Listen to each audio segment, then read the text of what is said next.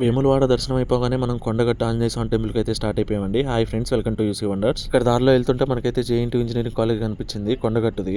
ఇక కొండగట్టుకి రీచ్ అవ్వగానే ఇక్కడ పార్కింగ్లో ఉన్న కారుని చూసి అయితే మళ్ళీ ఇక మా పని అయిపోయింది అనుకున్నాం. చూడండి ఎన్ని కార్లు అయితే ఉన్నాయో. ఇదంతా వీకెండ్ ఎఫెక్ట్ అనుకుంటా నాకు తెలిసి. ఇంకా అలాగే శ్రీరామనవమి ఉంది కదా, అందుకనే ఇక్కడ కొండగట్టు ఆంజనేయ స్వామి టెంపుల్కి వచ్చి ఉంటారు అందరూ. ఇక మన కార్ని అయితే స్టార్టింగ్లోనే పార్క్ చేసేసి నడిచి వెళ్ళిపోతున్నాం లోపలికి. కొండగట్టులో ఉండే ఆంజనేయ స్వామి విగ్రహం కూడా స్వయంగా వెలిసిన విగ్రహం అంటండి.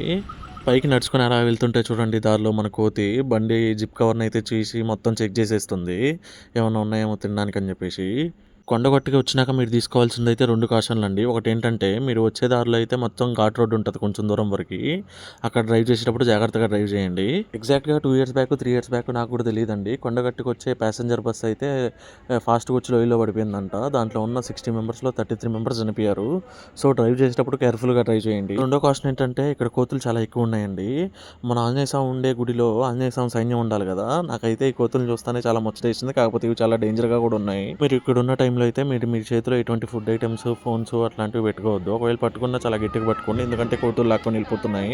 మనం ఇంకా గుడి దగ్గరికి రాగానే టైం అనేది ఎగ్జాక్ట్గా 4:40 అయిందండి. ప్రతిరోజు గుడి అనేది 4:30 to 6 వరకు క్లోజ్ చేస్తారంట. సో ఇంకా 6 వరకు వెయిట్ చేద్దాం అని చెప్పేసి అక్కడ కోనేరు దగ్గరికి అయితే వెళ్ళిపోయామండి. ఇక్కడ కోనేరులో భక్తులే కాదండి, ఆంజనేయ స్వామి సైన్యం కూడా బాగా మునుగుతుంది. చూడండి కావాలంటే వీడియోలో.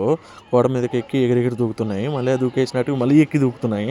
నార్మల్గా ఏ జంతువులు అయితే నీళ్ళల్లో ఉండడానికి పెద్దగా ఇష్టపడవండి, కానీ ఇక్కడ చూడండి కోతులు నీళ్ళల్లో ఎగిరెగిరి దూకుతున్నాయి. నేనైతే చూడగానే షాక్ అయినా. మనం అటా తిరిగి వచ్చేలోపు 6 అయితే అయిపోయిందండి. గుడి అయితే ఓపెన్ చేసేసినారు.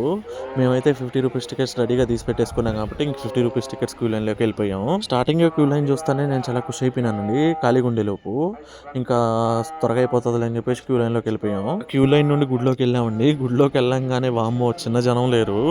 ఒక సైడ్ ఏమో ఫ్రీ దర్శనం కోసం వచ్చిన వాళ్ళు, ఇంకో సైడ్ ఏమో 50 రూపీస్ది, ఇంకో సైడ్ ఏమో 300 రూపీస్ది.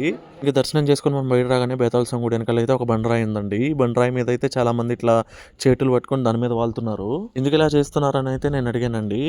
ఎవరికైతే మెంటల్ ఇల్నెస్ ఉంటుందో, ఎవరికైనా హెల్త్ బాగాలేకుండా మెడిసిన్స్ ద్వారా నయం అవ్వకుండా ఉంటుందో వాళ్ళని అయితే ఇక్కడ తీసుకొచ్చి ఇక్కడ ఇలా చేయిస్తారంట. కొంతమంది అయితే ఇక్కడే స్టే కూడా చేస్తారంట.